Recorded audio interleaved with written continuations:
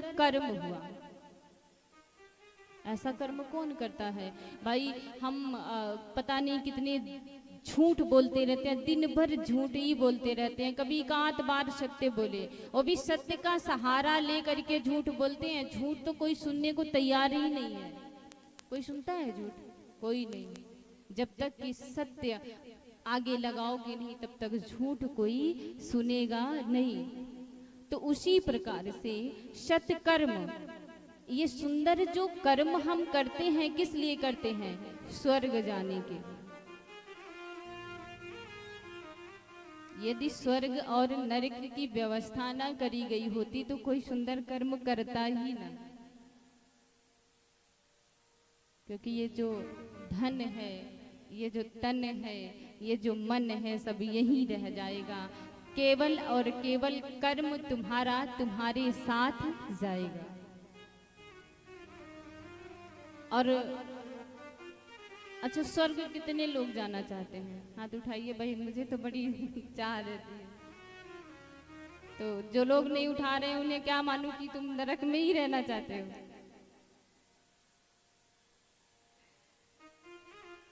ऐसे कार्यों में तो दोनों हाथ उठा देना चाहिए, भैया मुझे स्वर्ग जाना है। लेकिन स्वर्ग देखने के लिए तो मृत्यु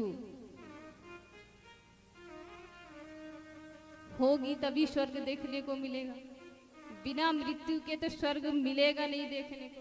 कामना तो हम बहुत करते हैं, और पता है लोग एक दूसरे से बात भी करते हैं, भैया मेरे बाबा स्वर्ग को ही गए हैं, क्या कभी वापस आके बताए कि मैं स्वर्ग में हूँ पुत्र?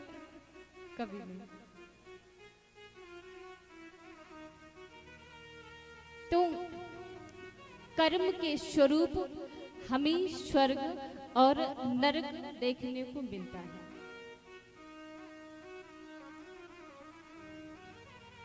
हम लोग बहुत सोचते हैं कि यदि हम अच्छा काम करेंगे तो मेरा नाम होगा, और नाम के साथ साथ लोग मुझे जानेंगे, लोग मुझसे व्यवहार करना चाहेंगे, लोग मेरे पास बैठेंगे।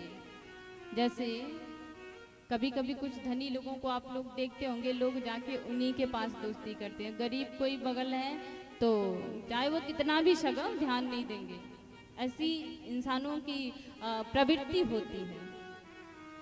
लेकिन ये जो श्रीमद् भागवत कथा, ये हम सबको निमंत्रित करती है, हम सबको निमंत्रण देती है कि आप आइए और आ करके अपने मन को मुझ में समर्पित कर कीजिए। मैं उस तुम्हारे मन में जो मल छुपा है ना, मल मल के मन को विमल बना दूंगी।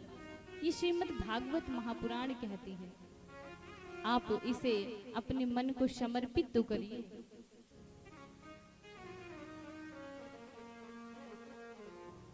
शौनकादि ऋषि सूत जी के चरणों में अपने मन को समर्पित किए हुए हैं। नैमिषारण्य की पावन भूमि में 88,000 श्रोता समुदाय के बीच ये श्रीमद् भागवत कथा महापुराण प्रवाहित हो रही है। सतचित आनंद स्वरूप है भगवान। सच्चिदानंद रूपाय विश्वोत्पत्त्यादि हेतुवे, जो विश्व का पालन पोषण सृजन मात्र एक पल में एक क्षण में करने की सामर्थ्य रखता है, वो आनंद स्वरूप भगवान सच्चिदानंद है। ऐसा सामर्थ्य क्या किसी के अंदर है? नहीं है। हम लोग जानते हैं कि जगदीश्वर को भजना पड़ेगा, तभी जगत के भवसागर से पार जाएंगे, लेकिन नहीं भजते हैं। क्यों? भी सत्य झूठ बता रहे थे ना, झूठ बदलता रहता है, सत्य अडिग है, स्थिर है, वो कालक जयी है, वो युगों में नहीं यानी कभी नहीं परिवर्तित होता है।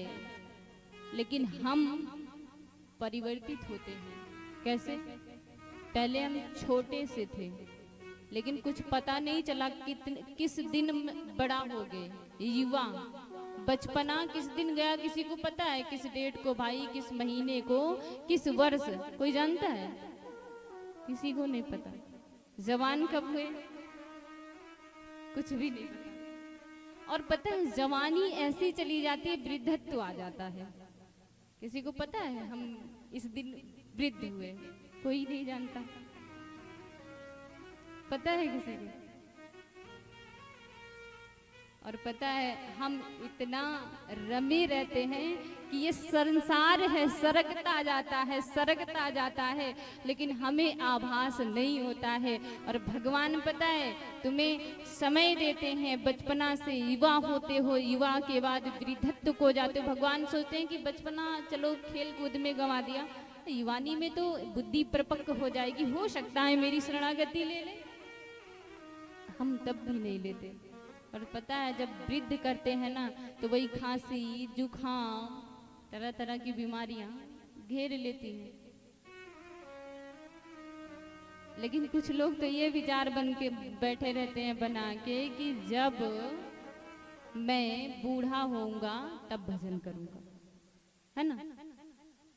और पता है किसी किसी को तो भगवान बूढ़े होने ही नहीं देते, पहले उठा लेते हैं। क्यों भाई? ऐसी प्लानिंग करना ही नहीं चाहिए। क्यों?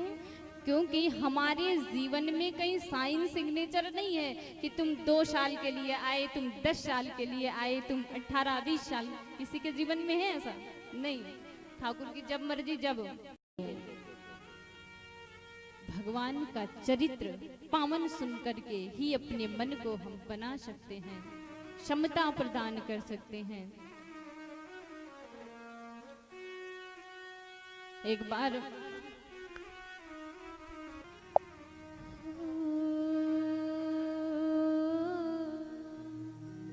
भूमि परत भा डाभर पाई, जिम जीव